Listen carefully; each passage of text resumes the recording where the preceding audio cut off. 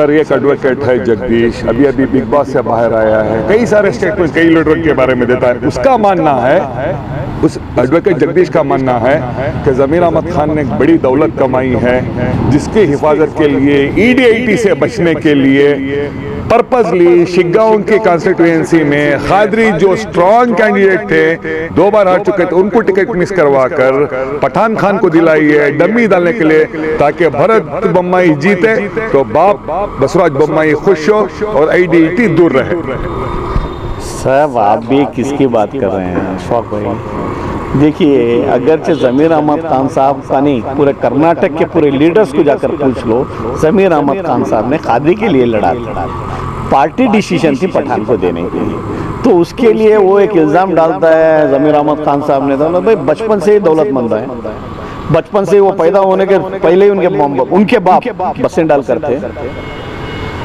उससे बचने के लिए ज़मीर अहमद खान ऐसा इंसान है, डर खौफ उनके ज़िंदगी के अंदर आया नहीं।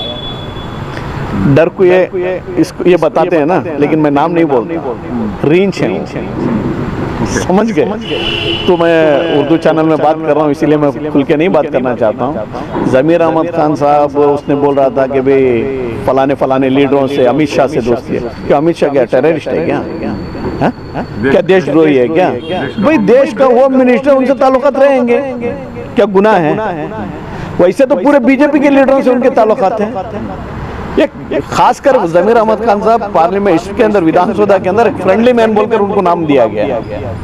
हर एक के साथ दोस्ती है उनकी, तो उसके लिए आप उनके साथ रिलेंट है, तेरा उनके साथ रिलेशन है, तो बचने के लिए, अरे बचने के लिए तो रख लिया ना, बचने के लिए कोशिश कर रहे हैं तो फंसाने के लिए कोशिश करना, तेरे पास सबूत रहेगा तो उसकी बातें छोड़ो, सब बातें। तो आप डेफेमेशन क्यों डालते हैं उसके ऊपर? क्या किसके ऊपर डालेंगे? क्या जरूरत है? मैं उसको क्यों फेमस करूं?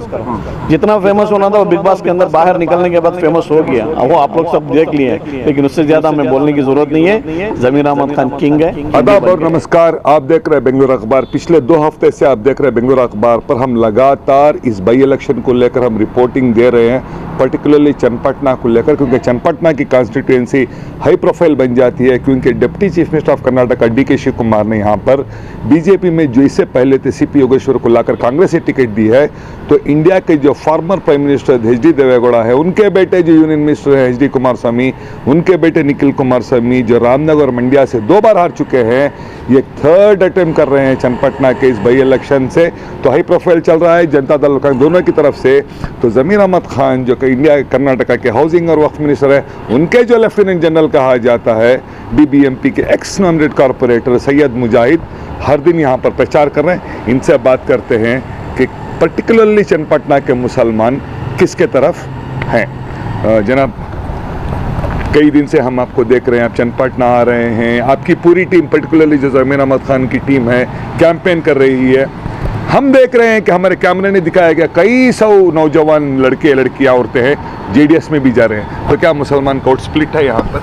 अस्सलाम वालेकुम रहमतुल्लाहि व बरकातुहू। अल्हम्दुलिल्लाह हम लोग इधर जिस दिन से पहला अनाउंस हुआ इलेक्शन, तब से हम लगातार इधर कैनवासिंग में लगे हुए हैं, और अल्लाह का करम है कि अभी 1 से 2 मरतबा डोर टू डोर पहुँच गए हैं अब तक। लेकिन किसी ने भी हमें इतना ही बताया कि भैया आप लोग जाइए, गैर कौमों के इलाके में जाइए, उधर कैंपेन कीजिए, क्योंकि इधर आप लोगों का रहना बेकार है। क्योंकि सिद्धरामैया जी ने जो तरीके से हमें गारंटी दिया है, जो हम लोगों को अक्सर ऐसा महसूस होता था, हर एक को नहीं, अक्सर हमें ऐसा महसूस होता था, हर महीना जब इलेक्ट्रिक बिल का भरने का जब वक्त आता तो हमारे घरों में पैसा नहीं होता, तो लेकिन लोग आकर कट कर देते थे। उस टाइम पे आजू बाजू वालों के सामने हमारी शर्मिंदगी होती थी कि भाई ये लोग गरीब हैं, इनके पास पैसा नहीं है, वो इलेक्ट्रिक बिल भरने का, कट कर लेंगे। इससे अल्लाह ने बचाया, सिद्धरामैया ज़रिया बने। और उसी के साथ साथ कुछ बच्चे हमारे घरों में रोते, तो हम लोगों को दूध खरीदने के लिए पैसा नहीं होता, चिल्लर दुकानों में जाके कर्जा लेके आना पड़ता, या फिर घरों में झगड़ा होता, बच्चों के लिए दूध के लिए पैसा लेके आओ बोलकर घरों पे झगड़ा होता। उससे भी अल्लाह ने बचाया, ज़रिया सिद्धरामैया को बनाया। तो इसी तरीके से बहुत सारे चीज़ों के नौजवानों को जो पैसे दे रहे हैं, उसके साथ साथ बसों को फ्री किए। हमारे घर के बच्चे जो काम पे जाते थे, आधा पैसा बसों के लिए कट हो जाता था, वो पूरे का पूरा पैसा घर पे आ रहा है। इससे बहुत सारी सहूलतें करके हैं हम लोग हमारी कौम खासकर गद्दार नहीं है, ईमानदार और वफादार है। जिसने हमारे लिए इतना सब किया है, हम उसको छोड़कर कैसा वोट डालेंगे भाई? आप गद्दारी की बात करें सर, जेडीएस को मुसलमान वोट करने से गद्दार कैसे बन जाता है सर? डेमोक्रेसी में मैं किसी को भी चाहे वोट करूं। नहीं बेशक, क्या कांग्रेस मुसलमान को खरीद चुकी है सर? नहीं बेशक ऐसा नहीं है कि मैंने जनता दल का नाम ही नहीं लिया मैं जी। जब जनता दल का नाम नहीं जनता दल का नाम ही नहीं लिया है, मैंने वफादारी की बात कर रहा हूँ। जब इतनी चीज़ें हमें सहूलत मिली है, इससे बेहतर कौन कर सकता है? जो सिद्धरामैया जी ने 40-50 साल का अरसा जो पार्टी को दिया था, उसमें जो तजुर्बा उन्होंने हासिल कर 7 से 8 मरतबा फाइनेंस मिनिस्टर बना था, उसी का नतीजा आज इन लोगों को 5 गारंटी देने में कामयाबी मिल रही है। या फिर क्यों नहीं हर स्टेट के अंदर, 29 स्टेट है, क्यों नहीं हर स्टेट के अंदर ये सब इतने गारंटियों के साथ क्यों नहीं दिया जा रहा है? कहीं ना कहीं हमें शाबाशी तो देना है ना। देखो इसकी वजह से सिद्धरामैया जी को नाम क्या मिला? मुसलमान कम्युनिटी के लिए ही बहुत कुछ करते हैं। सिद्धरामैया उल्ला जी करके नाम रख दिए, सिद्धरामैया उल्ला खान करके नाम रख दिए, लेकिन उसके बावजूद उसने कौम को छोड़कर नहीं गया ना। हाँ? आज वो मांग रहा है हमारे पास। देखो ये सीट हारने से सिद्धरामैया का कोई फ़र्क नहीं पड़ेगा, जीतने से भी फ़र्क नहीं पड़ेगा, क्योंकि उनकी मेजॉरिटी के साथ खड़ी है सीट। 135 सीटें ऑलरेडी हैं उनके पास। लेकिन हमारी कौम से एक इम्तिहान लिया जा रहा है। कुछ सियासी लीडर्स जो लोकल लीडर्स रहते हैं, उनको कहीं नॉमिनेशन में जाना पड़ा, उस टाइम में नहीं बुलाए, उससे नाराज़ होकर जनता दल में गए। किसी को बुलाए नहीं, उससे नाराज़, किसी को बात नहीं किया, उससे नाराज़। भाई उससे नाराज़, मुझे नाराज़गी है, मैं मानता हूँ, लेकिन मेरे से मेरी कौम को फ़ायदा हो रहा है, यह सोचना है ना। लोकल लीडर्स 40-50 लोग जाकर हैं, जो उन लोगों की वजह से कौम को अगर तकलीफ आ गई तो कौन जिम्मेदार? कल का दिन ये हमारे खासकर चन्नपटना के लोगों को और ख़ासकर सिख गांव के लोगों को और बल्लारी के लोगों को, जो माइनॉरिटी बेल्ट्स हैं, उधर आज एकता के साथ वोट चलाकर हमारा सबूत देना है। जी सर, इसी को लेकर मेरा सवाल है सर। 3 जगह जो उपचुनाव हो रहे हैं, चन्नपटना हो रहा है, संडूर हो रहा है, शिगांव, तीनों में एक मुस्लिम को टिकट दिया गया है। शिगांव में ये कहा जा रहा था कि ज़मीर अहमद खान साहब कोशिश कर रहे थे इससे पहले खादरी को टिकट दिलाने की, और दिलाने नहीं हुआ, पठान को दे दिया गया। अब वहाँ पे 100% जिम्मेदारी बन जाती है ज़मीर अहमद खान की जिताने की। क्या मानना है आपका कि जो ex chief minister Basavaraj Bommai के बेटे भरत बोम्मई को हरा सकते हैं पठान आपकी ज़मीर अहमद खान की निगरानी में? अल्हम्दुलिल्लाह ज़मीर अहमद खान साहब ने जो जिम्मेदारी पार्टी ने सौंपी थी उनको, वो बाखूबी निभा रहे हैं। देखो इतना होने के बावजूद 2 दिन बेंगलोर में रहेंगे, 5 दिन सिख गांव के अंदर, बल्लारी के अंदर। क्यों? पार्टी का कमिटमेंट है उनके साथ। और जो पठान को देकर हैं, इंशाअल्लाह जिता कर लेकर आएंगे, ये भी हमें उम्मीद है।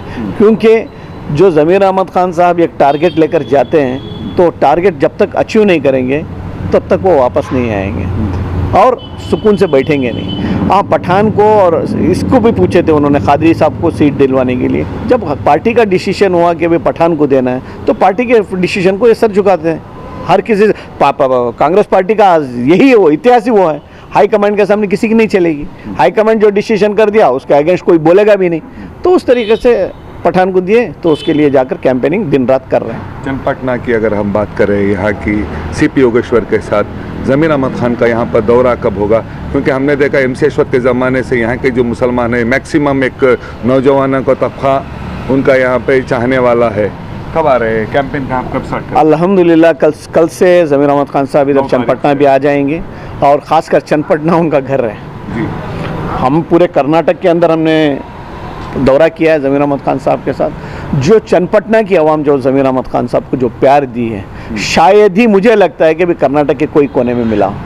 आज इधर उधर जहाँ कहीं भी नाच रहे होंगे, जो 40-50 लीडर जो अपनी मुफाद के लिए आवाम को भड़का कर, जो आवाम इतने सभी स्कीमें हासिल करने के बावजूद उन लोगों को गुमराह करने की कोशिश कर रहे हैं, उनकी गुमराही और उनकी नाकामी कल साबित करेंगे ज़मीर अहमद खान साहब चन्नपटना पहुंचकर। ओके सर, इंशाअल्लाह आखिरी सवाल है मेरा, क्योंकि आप हज कमेटी के मेंबर भी हैं।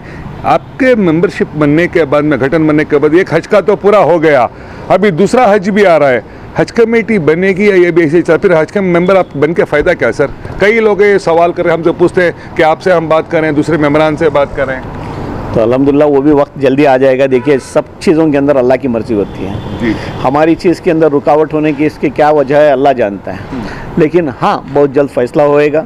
लेकिन मैं इस मौके पर आवाम से, खासकर चन्नपटना की आवाम से मैं गुजारिश करता हूँ, देखिए आज हमको सबूत देना है सिद्धरामैया जी को, जो उन्होंने जितने 29 स्टेटों में जितने फसादें हुई हैं, जितना आग में जला है, वो ये खासकर मंडिया डिस्ट्रिक्ट जला है। हिजाब का मसला हो, झटके का मसला हो, और जो मंडिया का परसों जो फसाद हुआ गणेश का, ये सब फसादों के अंदर कौन जिम्मेदार? फिरका परस्त पार्टी जिम्मेदार। आज सुकून से है अवाम पूरे कर्नाटक के अंदर, उसका जिम्मेदार कौन? सिद्धरामैया जी। तो उन लोगों ने आज घरों तक पहुंचकर सबूत मांग रहे हैं, जो हमने आपके लिए किया है उसके बदले में आप मुझे वोट दो, ताकि मेरी एक काबिलियत आप लोगों के सामने मालूम हो कि भाई सिद्धरामैया ने एक अच्छा चीफ मिनिस्टर है बोलकर, वो गवाही दो बोलकर सिद्धरामैया मांग रहे हैं। और डीके शिव कुमार जी तो डंके की चोट पर बोल दिए कि मुसलमान और नाना ब्रदर्स और बोल के, तो इससे ज़्यादा और क्या ये सबूत दें? और ख़ासकर ज़मीर अहमद खान साहब के ऊपर सिद्धरामैया ने इतनी बड़ी जिम्मेदारी दी है, क्योंकि वो हमदर्द हैं कौम के और गरीबों के हमदर्द हैं, तो तेरे से बहुत सारे काम हो सकते हैं बोलकर हाउसिंग का दिए हैं, और इसका वक्फ बोर्ड का दिए हैं, और स्लम बोर्ड का दिए हैं। क्यों दिए हैं? गरीबों की मदद करो बोलकर। इतने बड़े बड़े पोर्टफोलियो देने के बावजूद भी हम लोग सिद्धरामैया साहब कांग्रेस पार्टी में रहकर हम लोग सिद्धरामैया साहब अच्छा चीफ मिनिस्टर बोलकर गवाही नहीं देंगे वोट के ज़रिए से। तो ये सब लोगों, जितने भी हमारे जैसे लीडर्स हैं, जो ज़मीर अहमद खान साहब हो, हारिस साहब हो, इकबाल साहब हो, रिजवान अरशद साहब हो, और तनवीर सेठ साहब हो, जितने भी माइनॉरिटी के बड़े बड़े लीडर्स हैं, उन लोग सिद्धरामैया जी के पास जाकर अगली बार ये कम्युनिटी के बारे में और ये कौम के बारे में कोई चीज़ और कोई प्रपोजल लेकर जाएंगे तो क्या वो सुनेंगे? या हमें बोलने के लिए हमारे पास मुंह रहेगा?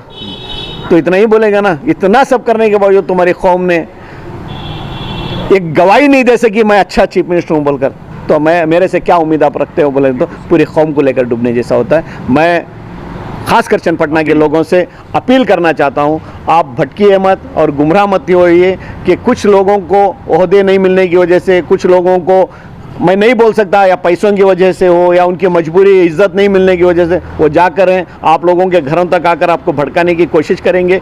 कांग्रेस को नहीं, जनता दल को वोट डालो बोलकर, लेकिन आपका वोट एक यकीन के साथ, जो आप लोग उधर की स्कीमें खा रहे हैं, हम लोग गद्दार नहीं हैं, हम लोग ईमानदार हैं बोलकर वो सबूत देने का वक्त आ गया है। सिद्धरामैया को जिताइए, कांग्रेस पार्टी को जिताइए। योगेश के बारे में एक बात सुना मैंने, कोई ईदगाह का ज़मीन काटकर कोर्ट को दे दिए। अगर से कोर्ट को देकर हैं तो इधर के जो एमएलए 10 साल थे, क्यों नहीं ये कर्जी कोर्ट के अंदर दाखिल किया, ये जगह मुसलमानों के वापस दे दो बोलकर? हाँ, पूरे कर्नाटक के अंदर नहीं, पूरे हिंदुस्तान के अंदर हाहाकार मची हुई है। जो हमारी चीज़ों को हमें हिफाजत करने के लिए हमारा हक नहीं है। वक्फ बोर्ड की जगहें, वक्फ बोर्ड की जायदाद अल्लाह की अमानत है, उसके लिए हम लोग मांग रहे हैं ज़मीर अहमद खान साहब, उसके लिए बवाल मचा दिए। तो इसका मतलब यह है कि भाई मैं, मेरा घर है, मेरे घर को ताला नहीं डालूं, ताले की चाबी उन लोगों के पास दूं, उसके लिए क्यों नहीं कुमारस्वामी आज तक आवाज़ उठाए? पार्लियामेंट के अंदर तो आवाज़ उठाते, चंद्रबाबू नायडू के पास जा रहे हैं, नीतीश बाबू के पास जा रहे हैं, तो ये भी हमारे कर्नाटक के ही है ना। इनको तो मालूम था ना, सेकुलर पार्टी थी इनकी, भाई उनकी अमानत, उनको उसकी हिफाजत कर रहे हैं। जिसकी उनकी अमानत नहीं है उसके लिए पेपर दिखाओ, वो चीज़ें आप रख लो। क्यों बेकार के अंदर, बेकार में रैतरों के ऊपर और किसानों के ऊपर एक इल्ज़ाम डाल रहे हैं, उनकी ज़मीन छीन रहे हैं? मुसलमान कौम किसी की एक इंच ज़मीन छीनने वाली नहीं है, किसी की भी। आज एक भाई एक स्क्वायर फीट जगह ले लेगा तो कोर्ट उधर खड़ा है। ये सब एक रूमर से बीजेपी फिरका परस्त पार्टी ने ये चुनाव जीतने के लिए इस तरीके के गलत अल्फाज इस्तेमाल कर एक हमारे किसान भाइयों को भड़का कर ये एक नाटक कर रही है। ये सरासर गलत है, ये धोखा दे रही है बीजेपी और फिरका परस्त पार्टी। हमारे लिए, हम किसी की जगह और किसी की, कोई किसान की एक इंच जगह हमें ज़रूरत नहीं है। हमारी चीज़ की हम हिफाजत कर रहे हैं, इसके अलावा कुछ भी नहीं है। शुक्रिया, खुदा हाफिज़। ये थे हमारे साथ सैयद मुजाहिद साहब, जिनका मानना था कि ज़मीर अहमद खान साहब 2 दिन बेंगलुरु में तो 5 दिन वहाँ पे जा रहे थे, क्योंकि मुसलमान को इस बाई इलेक्शन में टिकट दी गई है। जो खान वहाँ, पठान खान जो वहाँ पे कंटेस्ट कर रहे हैं, अभी कल 9 तारीख से यहाँ पर आएंगे चन्नपटना में, यहाँ पर भी कैनवास करेंगे। अब ये देखना होगा कि 13 तारीख के दिन जब पोलिंग होगी तो क्या मुसलमान का वोट वाकई पूरा कांग्रेस को जाएगा या स्प्लिट होकर जेडीएस और एसडीपी को भी जा सकता है। देश और दुनिया की खबरों के लिए जुड़े रहे बेंगलुरु अखबार के साथ। मेरे साथी नरेंद्र के साथ मैं हूँ अशफाक अहमद सिद्दीकी।